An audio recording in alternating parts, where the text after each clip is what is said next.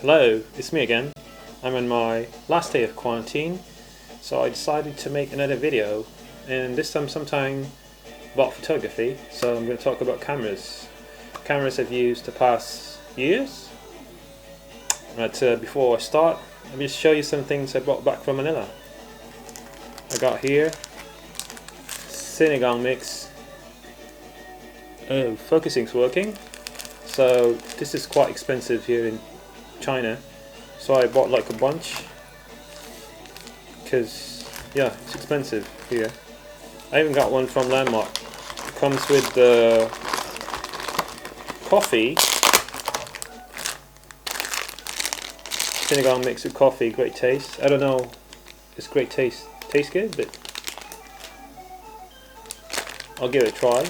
I'm not a fan of instant coffee, but yeah. And another one is Nagaraya. It's a nuts. Actually, this was recommended by another friend, a Filipino photographer, Noel.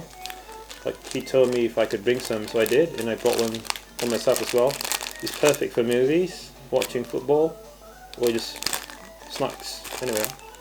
And while I was rummaging through my camera stuff back in Manila, I saw like one of the few magazines we did like years ago. It's called Blog Magazine. It's about photos about skateboarding, surfing, skimboarding in Manila, Philippines actually. So it's a nice addition to photo book. You can message Blog Magazine on Facebook and see if they sell copies. So it's made by Gab Maui, and I have some photos here as well, and some other talented photographers in the Philippines, and I think one from Australia. So check it out. Kalia OG, yeah. Fluid surf. Okay, so now back to photography. So the first camera I had was a Nikon D40. It was given to me as a gift back in 2009. I used it mainly for skateboarding, a few punk gigs here and there, and some daily life. So still figuring out what did I want to do with photography. I lost that camera, unfortunately, and I stopped for like a year or so and saved money. And the next camera I got was a Canon 50D. I got it second hand. I think it was in Sulit, or I forgot the name's other website online.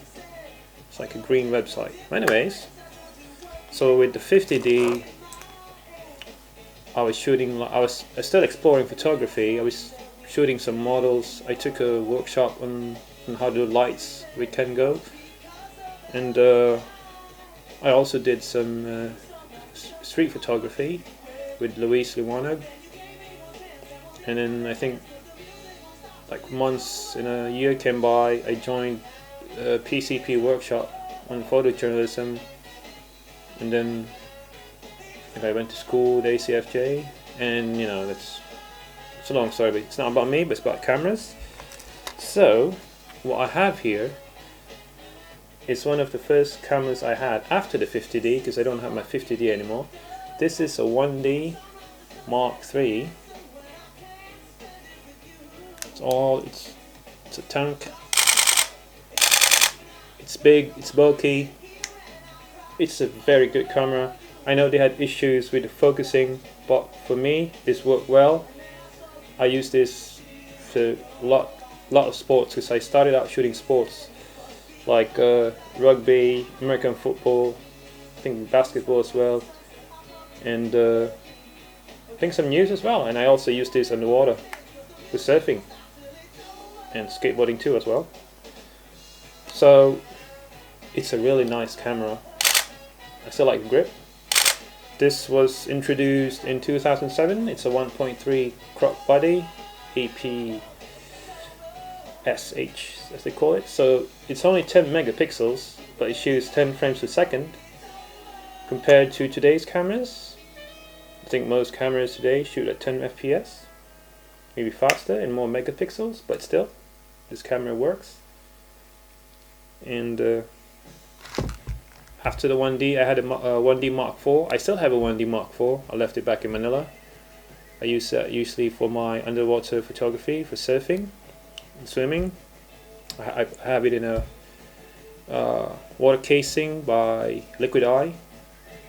And let's see, what else do I have here?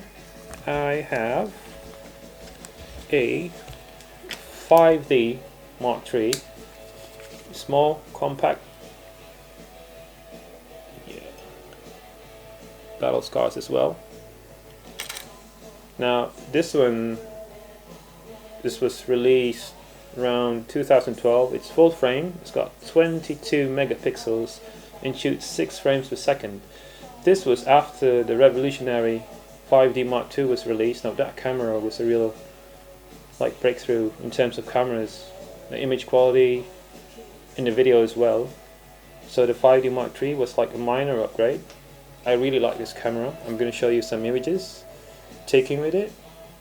I think I even had some sports taking with this camera.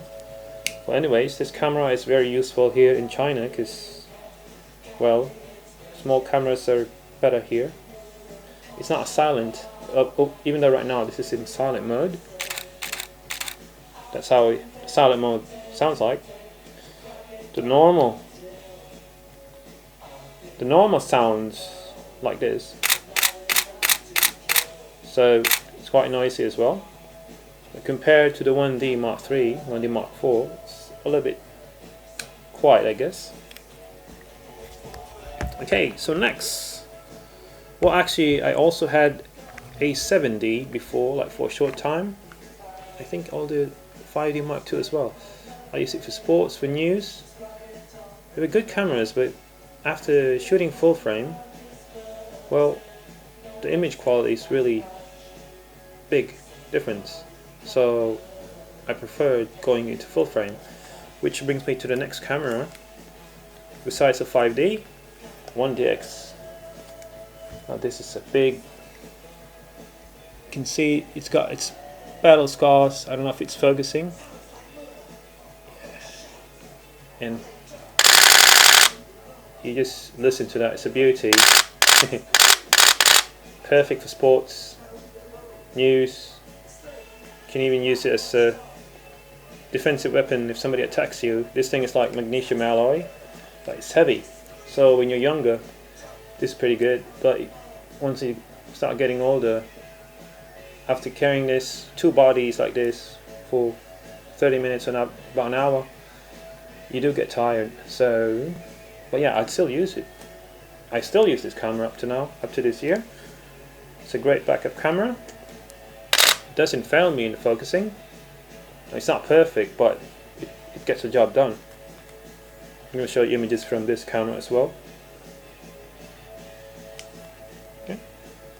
So, the next camera I have here is the 1DX Mark II predecessor. No. Well, anyways, here it is. 1DX Mark II. Almost same build, almost same weight. So imagine carrying both these cameras for all day. Trust me, it's really heavy. I've actually even carried 3 cameras with the 1DX Mark III as well. And there's not much difference from the 1DX 1, 2, 3 for me, photo-wise, because I've used them before in sports, and the image quality is not too, it's not a big difference. Even the ISO 10,000 on the 1DX1 is still good. Not big difference to 1DX2 and the 1DX3. I'll show you samples of these cameras. You probably wouldn't know which one is the 1DX 1, 2, 3. Okay. Now the 1DX2 does have like difference in the sounds. It's still noisy, and well, the 1DX shoots at well, forgot, I think like 12 frames, 10 frames to 12 frames, same as the 1DX2. and the 1DX3 I think. But for me, sometimes I don't really care about the frames. But yeah, the faster the frame, you could probably freeze more action. But I don't like it if it goes over like 14, like with the R5 and the R6, which I've also used. The R6 also shoots at 12 frames, same with the R5. But if you put it in its electronic mode, both R5 and R6 can shoot 20 frames per second. The nice thing about that is that it's really quiet. As in, you know, you can shoot without being noticed, except, you know, if you have got an old lens, which I have a 24 2.8, so it's a very old lens, so sometimes you could hear it focusing. But other than that, it's really quiet. But I've noticed that even though these are high-tech cameras, mirrorless, the R5 and R6 are mirrorless, the 1DX are still with the shutters, mechanicals, and so the mirrorless are quite fast, and these old cameras too. But I've noticed, and even my friends shooting Nikon, is that in some situations like indoor lighting, where the lighting's not so good, the mirrorless tends to like search. So you need to like turn off the eye or face detection and put it into like spot. So I know maybe they did an update, and because yeah, I was shooting like the president Xi Jinping, I remember back in October, and it wasn't even indoor, it was outdoor actually, it was Marty's Day, and the camera was like going, I was shooting with R5 and 400 2.8, the focus was like going, you know, it was like back focusing. I didn't know why, so I put it on like single point, and yeah, it kind of worked out. And I also tried it inside the Congress, and I noticed the same problem. So I switched back to the 1DX Mark II, and good thing I did, because else I could have missed some photos. And also with the R5 connecting to the internet, because since we work in the news, you need sometimes for breaking news, you need to send your photos right away, like quick. So I noticed that with the R5, if the internet connection is not too good, especially if you don't have cable, and you know, the file size is big too, yeah, I had problems sending. So it's a good thing I was shooting on the 1DX and the 1DX Mark II during the Congress when Xi Jinping was elected for the third time, and I was able to send some photos right away with this guy and the transmitter. I was able to send the R5 images like after the event. Okay, so if you're going to start out in photography, what camera are you going to get? Well, for me, it doesn't matter. It's about knowing your camera and knowing what you're going to shoot. And having experienced them all, not all, but most of the Canon lineup, I can say that the camera doesn't really matter. It's about skills, it's about research, composition, visual literacy. You can search it up in Google, you know, it's internet right now. But yeah, well, if you're going to shoot a lot of sports outdoor, then I do recommend like getting 1DX or even a 1D Mark IV or Mark III. You know, for me, megapixels doesn't count that much. I've shot with a 1D Mark III and 1D Mark IV, and some advertising agencies use the photos, and with that money I was able to buy my own 1DX. So, not unless you're into advertising, I guess, modeling and wedding maybe, then you might need those higher megapixel cameras. With the 1DX, I think this is 16 megapixels, while the 1DX Mark II, if I'm not mistaken, is around 18 megapixels. The 5D Mark III is about 20, 21, 22 megapixels. The 1D Mark III is 10 megapixels, with the 1D Mark IV about 16, I think. And the R5 goes up to 45 megapixels. The R6 is about 20 megapixels, and then there's the R6 Mark II, which they bumped up a little, which is 24 megapixels.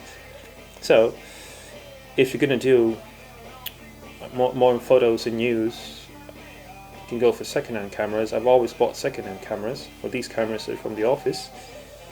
And well, if you're gonna do videos, then I guess, yeah, you can get one of those R6.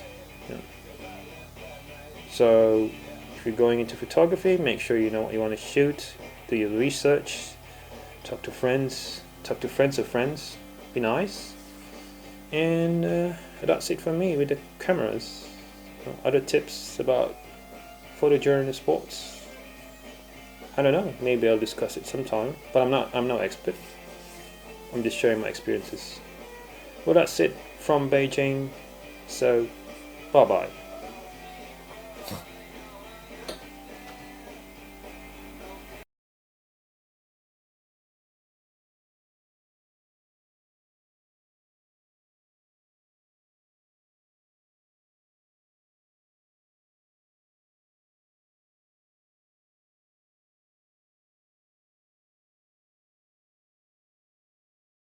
And I forgot to show you one thing I also brought from Manila.